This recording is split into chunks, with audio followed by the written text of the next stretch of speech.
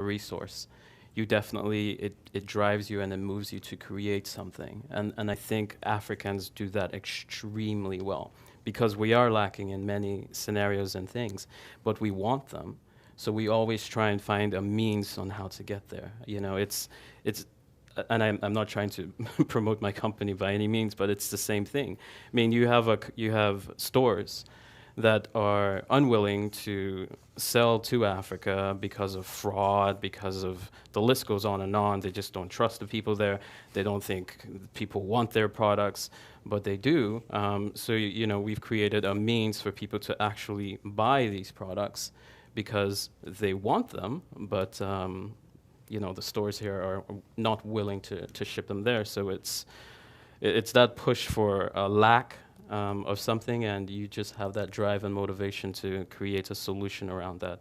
And I think Africans are doing that extremely well every day. Mm-hmm. You mentioned the absence or the lowering importance of extractive industries, but I would argue it's still playing a very large role, particularly with the involvement of China in Africa. And I want to use that as a way of asking about the kind of investment, who's going in now, because it has been very much a story of China rising, that they have demand for raw materials and have also been very involved in building out the infrastructure to the extent there is that work there. And then Mideast investors are also coming in. Do you think that kind of development is going to change things? Will that follow a different path as a result?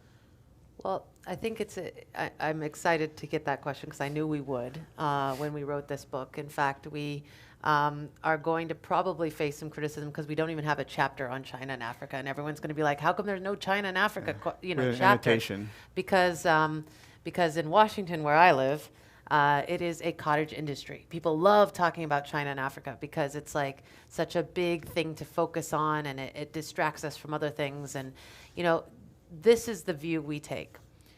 African countries have a much greater choice in partners than they ever had.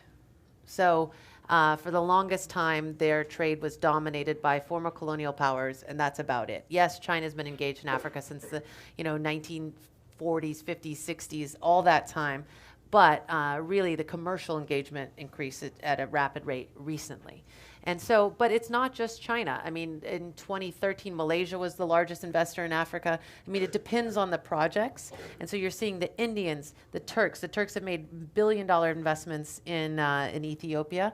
You have Middle Eastern investments, but we tend to focus on the China piece a little bit more. But the